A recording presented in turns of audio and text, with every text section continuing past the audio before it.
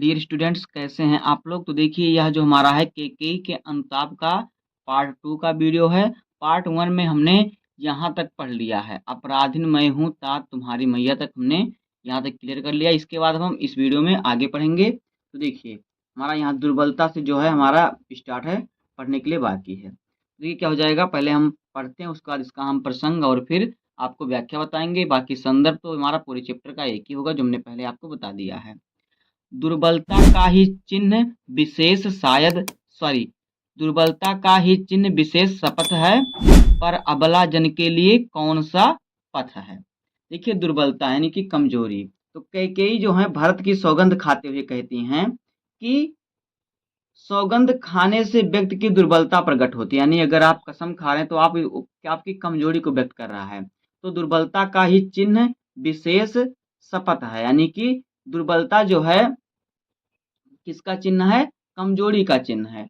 तो कैकेयी जो है भरत की सौगंध खाते हुए राम से कहती हैं कि सौगंध खाने से व्यक्ति की दुर्बलता प्रकट होती है, पर अबला जन के लिए कौन सा पथ है। लेकिन अबला का अर्थ होता है स्त्री, लेकिन स्त्रियों के लिए इसके अतिरिक्त और कोई अन्य उपाय नहीं है। तो पति समान ही स्वयं, देखिए यहाँ पे क्या है, यदि मैं उकसाई गई भरत से हूं तो पति समान ही स्वयं पुत्र को खोऊं। आगे देखिए, वह राम को संबोधित करती हुई कहती हैं कि हे राम, मुझे तुम्हारे वनवास के लिए भरत ने नहीं उकसाया। यदि यह सच नहीं है तो पति के समान पुत्र भी खो बैठूं। मुझे यह कहने से कोई न रोके। यहाँ पे देखिए कि यदि मैं उकसाई गई भरत से हूं तो पति समान ही स्वयं पुत्र को खोऊं। कि कहती है कि हे राम, कि श्री राम से कहती हैं कि हे राम, यदि मुझे तुम्हारे वनवास के लिए भरत ने नहीं उकसाया, यदि यह सच नहीं है तो मैं पति के समान ही अपने पुत्र को भी खोऊं। आगे देखिए, ठहरो मत रोको मुझे कहूं सो सुन लो, पाओ यदि उसमें सार उसे सब चुन लो। मुझे यह कहने से कोई ना रोके, मैं जो कह रही हूं सभी सुन लें। यदि मेरे कथनों में कोई यथार्थ बात हो तो उसे ग्रहण कह लें, उसे क्या करें, ग्रहण कर लें। आगे देखिए, करके पहाड़ सा पाप मौन रह जाऊं, राई भर भी अनुताप न करने पाऊं। मुझसे यह ना सहा जा सकेगा कि मैं इतना बड़ा पाप करके थोड़ा भी पश्चाताप ना करूं और मौन रह जाऊं। आगे देखिए, कैकेयी की यह सब बात जो है, कैकेयी के यह सब कहने पर देखिए क्या हुआ, कहने के दौरान क्या हुआ। थी सनछत्र शशि निशा ओस टपकाती, रोती थी नीरव सबा हृदय थपकाती। देखिए, यह सब कैकेयी के यह सब कहने के दौरान, जब वो कह रही थी तब देखिए क्या हो रहा था। कैकेयी के यह सब कहने के दौरान तारों से भरी चांदनी रात ओस के रूप में अश्रुजल बरसा रही थी। यानी जो शीत कहते हैं, गांव में शीत गिरता है रात में, तो उसी प्रकार से वो ओस के दौरान ओस की मतलब ओस रूपी आंसू फेंक रही थी, बहा रही थी। आगे देखिए, रोती थी नीरव सभा हृदय थपकाती, और नीचे मौन सभा हृदय को थपकाते हुए रोदन कर रही थी। यहाँ पर कहने का तात्पर्य है कि कैकेयी के हृदय परिवर्तन और उसके पश्चाताप को देख सभा में उपस्थित सभी लोगों की संवेदना उसके साथ थी। मानव सभासद सहित प्रकृति ने भी उन्हें अपराध के लिए क्षमा कर दिया है। आगे देखिए, हमारा क्या है, उल्का सी रानी दिशा दीप्त करती थी, सब में भय विस्मय और खेद भरती थी। देखिए, रानी कैकेयी जिसने अपनी अनुचित मांग से पूरे अयोध्या और वहां के निवासियों का जीवन क्या कर दिया, अस्त व्यस्त कर दिया, आज पश्चाताप की अग्नि में जलकर क्या कर रही, चारों ओर सद्भाव की किरणें बिखेर रही थी। यहाँ पे देखिए, उल्का सी रानी दिशा दीप्त करती थी, यानी कि आज पश्चाताप की अग्नि में जलकर चारों ओर सद्भाव की किरणें बिखेर रही थी। सब में भय विस्मय और खेद भरती थी। उनके इस नए रूप के परिणामता वहां उपस्थित लोगों में एक साथ भय, आश्चर्य और शोक के भाव उमड़ रहे थे। तो ये हो जाएगा इसकी व्याख्या। तो पहले हम इसका प्रसंग पढ़ लेते हैं, क्या है उसको, इसकी व्याख्या पढ़ लेते हैं कि आपको कैसे लिखना है। संदर्भ तो इसका हमने बता दिया पहले पार्ट में, एक ही संदर्भ हमारे पूरे श्लोक का होगा। तो देखिए इसका जो प्रसंग हमारा होगा क्या होगा, देखिए क्या है, दुर्बलता से लेकर कहाँ तक है, दुर्बलता से लेकर हमारा है भर्ती थी तक। तो देखिए इसका प्रसंग जो है हो जाएगा, प्रस्तुत पंक्ति के माध्यम से कवि ने कैकेयी के पश्चाताप को अपूर्व ढंग से अभिव्यक्त किया है। अब देखिए इसकी व्याख्या को कैसे लिखना है, यहाँ पे देखिए आपको व्याख्या लिखना है कि कैकेयी भरत की सौगंध खाते हुए कहती हैं, श्री राम से कहती हैं कि सौगंध खाने से व्यक्ति की दुर्बलता प्रकट होती है, परंतु स्त्रियों के लिए इसके अतिरिक्त, इसके अलावा अन्य कोई उपाय नहीं है। वह राम को संबोधित करते हुए कहती हैं कि हे राम, मुझे तुम्हारे वनवास के लिए भरत, यहाँ पे क्या रहेगा, यहाँ पे रहेगा भारत, मुझे तुम्हारे वनवास के लिए भरत ने नहीं उकसाया। यदि यह सच नहीं है तो मैं पति के समान ही अपना पुत्र भी खो बैठूं। आगे देखिए, मुझे यह कहने से कोई न रोके, मैं जो कह रही हूँ सभी सुन लें। यदि मेरे कथनों में कोई यथार्थ यानी सच्चाई बात हो तो उसे ग्रहण कर लें। मुझसे यह ना सहा जा सकेगा कि मैं इतना बड़ा पाप करके थोड़ा भी पश्चाताप ना करूं और मौन रह जाऊं। आगे हमारा है, देखिए क्या लिखना है आपको, इसी प्रकार से आपको अपनी कॉपी में नोट भी बनाना है। कैकेयी के यह सब कहने के दौरान चारों तारों से भरी चांदनी रात ओस के रूप में अश्रुजल बरसा रही थी और नीचे मौन सभा हृदय को थपथपाते हुए रुदन कर रही थी। यहाँ कहने का तात्पर्य यह है कि कैकेयी के हृदय परिवर्तन और उनके पश्चाताप को देखकर सभा में उपस्थित, यहाँ पे देखिए, सभा में उपस्थित सभी लोगों की संवेदना उनके साथ थी, मानो सभासद सहित प्रकृति ने भी उन्हें उनके अपराध के लिए क्षमा कर दिया हो।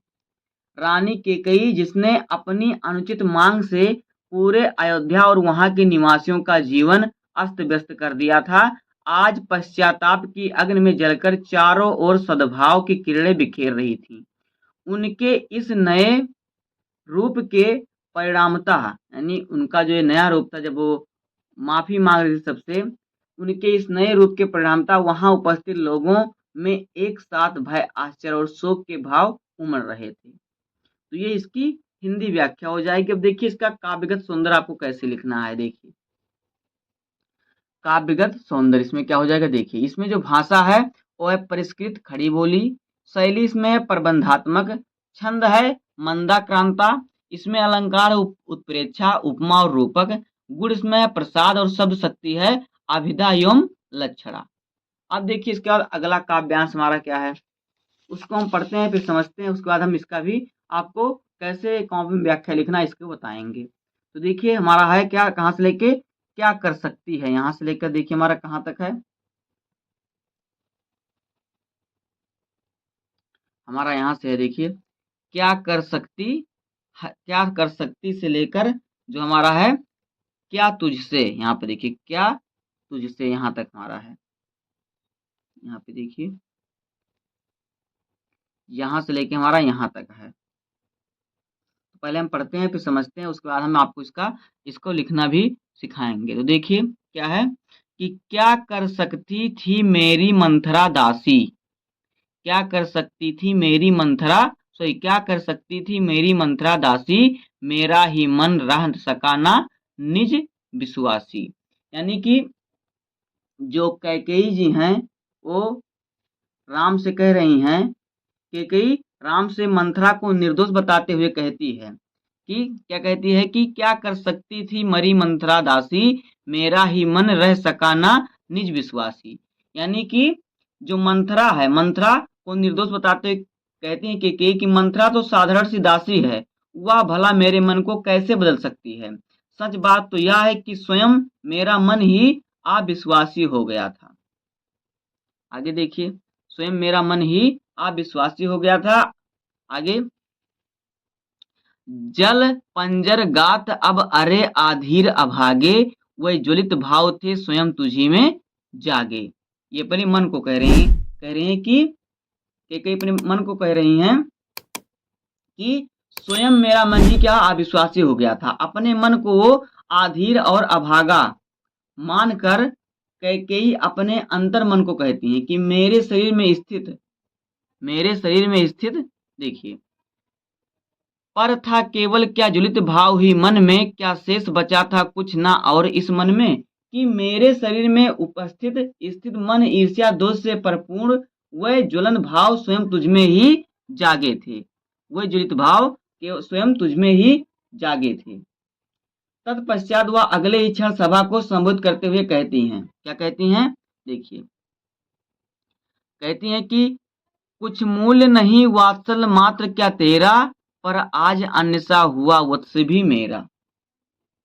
वो क्या कहती हैं, सभा को संबोधित करते हुए कहती हैं कि क्या मेरे मन में कोई आग लगाने वाले, क्या मेरे मन में केवल आग लगाने वाले भाव ही थे, क्या मुझ में और कुछ भी शेष ना था, क्या मेरे मन के वात्सल भाव अर्थात कि पुत्र स्नेह का कोई भी मूल्य नहीं है, पर आज अन्यसा हुआ वत्स भी मेरा, लेकिन आज हाय स्वयं मेरा पुत्र मुझसे पराई की तरह व्यवहार करता है। अपने कर्मों पर पछताते हुए केकई आगे कहती हैं, क्या कहती हैं देखिए आगे कहती हैं केकई क्या कि थूके मुझ पर त्रिलोक भले ही थूके, जो कोई जो कह सके कहे क्यों चूके। केकई कहती हैं कि तीनों लोक अर्थात धरती आकाश और पाताल मुझे क्यों न धिक्कारे, मेरे विरुद्ध जिसके मन में जो आए वह क्यों न कहे, किंतु देखिए छीने ना मातृ पद, किंतु देखिए किंतु छीने ना मातृ पद, किंतु भरत का मुझसे, हे राम दुहाई करूं और क्या तुझसे, किंतु हे राम तुमसे दीन स्वर में बस इतना ही विनती करती हूं कि मेरा मातृ पद अर्थात भरत को पुत्र कहने का मेरा अधिकार मुझसे ना छीना जाए। तो ये हो जाएगा इसकी व्याख्या। तो यहाँ पे देखिए आपको इसका प्रसंग पहले लिखना है फिर व्याख्या लिखना है। तो देखिए इसका प्रसंग क्या हो जाएगा, क्या कर सकती से लेकर हमारा क्या तुझसे। तो इसका प्रसंग देखिए क्या हो जाएगा, कैसे आपको लिखना है इसका प्रसंग। देखिए आपको इसका प्रसंग लिखना है कि प्रस्तुत पाद्यांश में कैकेयी राम को वनवास भेजने के लिए स्वयं को दोषी ठहराते हुए पश्चाताप कर रही हैं। अब आगे देखिए इसका आपको व्याख्या कैसे करना है।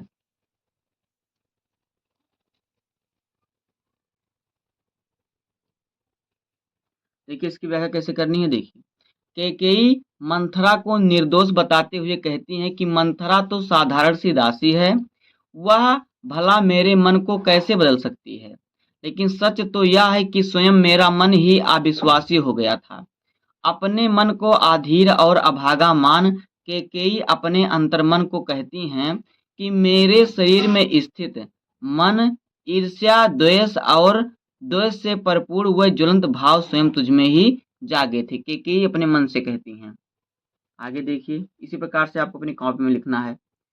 तत्पश्चात वह अगले ही क्षण सभा को संबोधित करते हुए प्रश्न पूछती हैं कि क्या मेरे मन में केवल आग लगाने वाले भाव ही थे, क्या मुझ में और कुछ भी शेष ना था, क्या मेरे मन के वात्सल भाव अर्थात कि पुत्र स्नेह यानी पुत्र प्रेम का कुछ भी मूल्य नहीं, किंतु आज हाय स्वयं मेरा पुत्र ही मुझसे पराये की तरह व्यवहार करता है।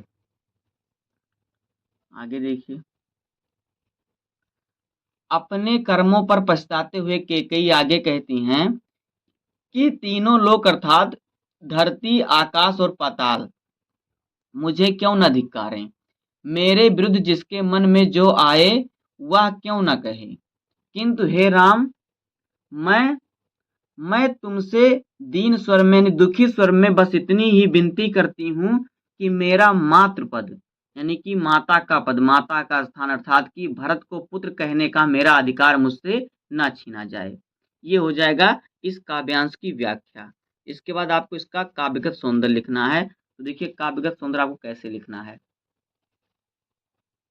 यहाँ पे देखिए ये हमारा है इस काव्यांश का काव्यगत सौंदर्य। भाषा है परिष्कृत खड़ी बोली, शैली है प्रबंधात्मक, छंद इसमें है मंदाक्रांता, और अलंकार इसमें जो है वह है उत्प्रेक्षा और उपमा, गुण है प्रसाद और शब्द शक्ति है अभिधा और लक्षणा। इसके बाद देखिए अगला काव्यांश क्या है, कहते आते से लेकर अभागिन रानी तक, जो इसमें हमारा अगला काव्यांश है। यहाँ से देखिए कहते आते से लेकर अभागिन रानी तक, यहाँ पर हमारा इसका अगला काव्यांश। तो आइए पहले हम इसको पढ़ते हैं, समझते हैं, उसके बाद कैसे आपको लिखना है ये आपको बताया जाएगा। तो देखिए कहते आते थे यही अभी नरदेही, माता न कुमाता पुत्र कुपुत्र भले ही। देखिए आत्मग्लान यानी कि दुखी दुखी आत्मग्लान में की आग में डूबी हुई कैकेयी कहती हैं, क्या कहती हैं कि देखिए कहते आते थे यही अभी नरदेही, माता न कुमाता पुत्र कुपुत्र भले ही, कि अभी तक तो मानव जाति में यही कहावत प्रचलित थी कि पुत्र कुपुत्र भले ही हो जाए लेकिन माता कभी कुमाता नहीं होती, अर्थात पुत्र माता के प्रति अपने कर्तव्यों को पूरा करने में चाहे कितनी भी लापरवाही क्यों न दिखाए, उनके पर कितना भी अपराध क्यों ना करे, लेकिन माता है उसे क्षमा करके उसके प्रति अपना उत्तरदायित्व सदा निभाती रहती है। आगे देखिए किंतु यहाँ पे देखिए अब हमारा क्या हो जाएगा, अब कहें सभी यह हाय विरुद्ध विधाता, है पुत्र पुत्र ही रहे माता कुमाता।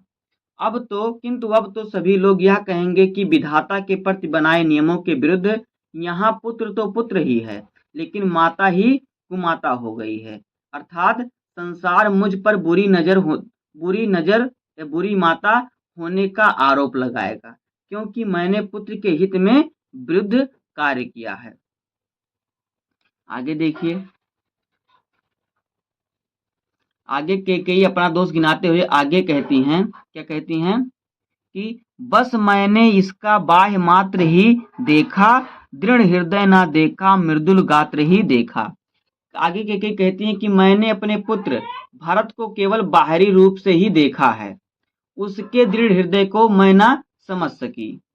आगे देखिए उसके दृढ़ हृदय को मैं ना समझ सकी, मेरी दृष्टि उसके कोमल शरीर तक ही गई है, उसके पारमार्थ स्वरूप को मैं अब तक ना देख सकी। इन्हीं कारणों से आज मैं इन समस्याओं से घिरी हूँ और मेरा जीवन क्या है दुर्लभ हो गया है। यहाँ पे देखिए परमार्थ न देखा पूर्ण स्वार्थ ही साधा, इस कारण ही तो हाय आज यह बाधा। वो कैकेयी जो हैं कहती हैं कि मैंने उसके परमार्थ स्वरूप को अब तक न देख सकी, इन्हीं कारणों से आज मैं इन समस्याओं से घिरी हुई हूँ और मेरा जीवन दुर्भर हो गया है। युग युग तक चलती रहे कठोर कहानी, रघुकुल में भी थी एक अभागिन रानी। अब तो युगों युगों तक मैं दुष्ट माता के रूप में जानी जाऊंगी, मुझे यह कर लोग कहेंगे कि रघुकुल में एक अभागिन रानी थी जिसे स्वयं उसके पुत्र ने ही उसे त्याग दिया था। तो ये इसका व्याख्या हो जाएगा। एक बार इसका प्रसंग और इसका व्याख्या को कैसे कॉपी में लिखना है, बोर्ड एग्जाम में कैसे लिखना है उसको समझ लेते हैं, इसके बाद फिर हम आगे बढ़ते हैं। तो देखिए आपको इसका प्रसंग कैसे लिखना है, प्रसंग सबका अलग अलग होगा, बस संदर्भ सबका एक ही रहेगा। संदर्भ हमने पहले पार्ट में बता दिया है, वही आपको देखकर पूरे श्लोक में लिख लेना है। तो देखिए आपका प्रसंग इसका हो जाएगा कि प्रस्तुत पद्यांश में कैकेयी स्वयं को धिक्कारते हुए कहती हैं कि भरत के हृदय को न समझ पाने की असमर्थता को व्यक्त कर रही हैं। ये इसका प्रसंग हो जाएगा। इसकी व्याख्या देखिए क्या हो जाएगा, देखिए आत्मग्लान में डूबी हुई कैकेयी कहती हैं कि अभी तक तो मानव जाति में यही कहावत प्रचलित थी कि पुत्र कुपुत्र भले ही हो सकता है या हो जाए लेकिन माता कभी कुमाता नहीं होती, अर्थात पुत्र माता के प्रति अपने कर्तव्यों को पूरा करने में चाहे कितनी भी लापरवाही क्यों न दिखाए, उनके प्रति कितना भी अपराध क्यों ना करे, लेकिन माता उसे क्षमा करके उसके प्रति अपना उत्तरदायित्व सदा निभाती ही रहती है। किंतु अब तो सभी लोग यह कहेंगे कि विधाता के प्रति बनाए गए नियमों के विरुद्ध यहाँ पुत्र तो पुत्र ही है लेकिन माता ही क्या हो गई है, कुमाता हो गई है। माता ही कुमाता हो गई, अर्थात संसार मुझ पर बुरी माता होने का आरोप लगाएगा, क्योंकि मैंने पुत्र के हित में विरुद्ध कार्य किया है। आगे देखिए, आगे हमारा इसमें हो जाएगा और क्या, देखिए यहाँ पे आपको लिखना है। देखिए, आप जब बुक लेके बैठेंगे तभी आपको अच्छी तरह समझ में आएगा। कैकेयी अपना दोष गिनाते हुए आगे कहती हैं कि मैंने अपने पुत्र भरत को केवल बाहरी रूप से ही देखा है, उसके दृढ़ हृदय को मैं न समझ सकी।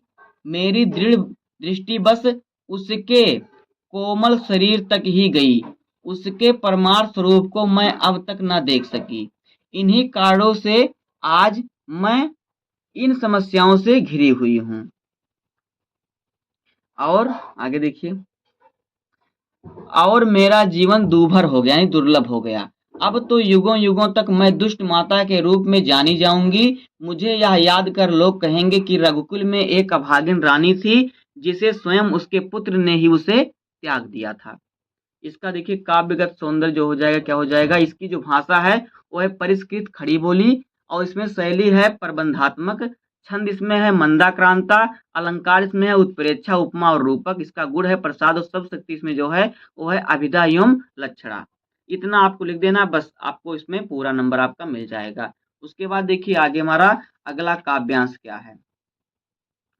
निज जन से लेकर, देखिए हमारा जो है आगे तक हमें पढ़ना है, तो हम एक एक करके थोड़ा पढ़ लेते हैं। तो देखिए यहाँ से लेके निज जन से लेके इसमें हम पढ़ेंगे कहाँ तक, देखिए व्याख्या करेंगे। यहाँ पे देखिए निज जन से लेकर हम व्याख्या इसमें करेंगे कमाया मैंने, यहाँ तक।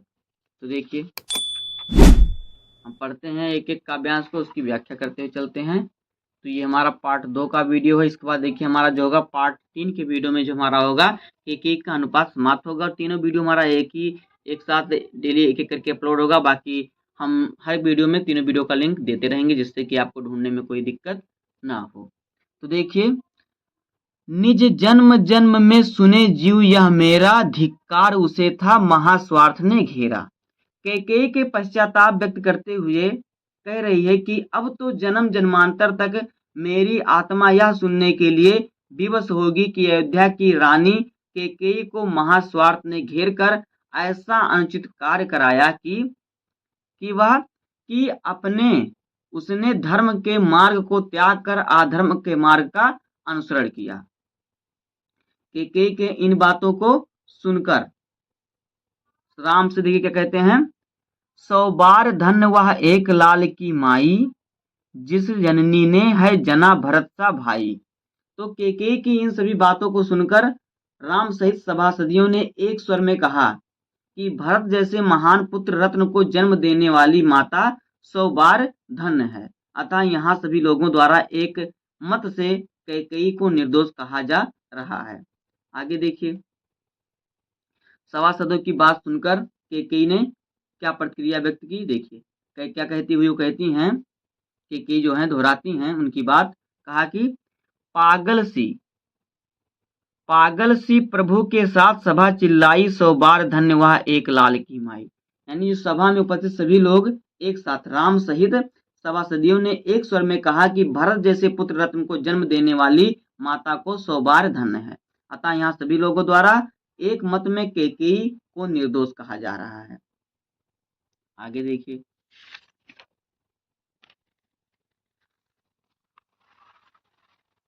तो देखिए सभासदियों की ये सभी बात सुनकर क्या होता है, सभासदियों की बातों को सुनकर कैकेयी ने प्रतिक्रिया व्यक्त करते हुए कहती हैं, उनकी बातों को दोहराती हैं और कहती हैं, क्या कहती हैं, हाँ लाल उसे भी आज गमाया, हाँ लाल उसे भी आज गमाया, मैंने विकराल कुयस ही यहाँ कमाया मैंने। कहती हैं कि मैं उसी पुत्र की अभागिन माता हूँ।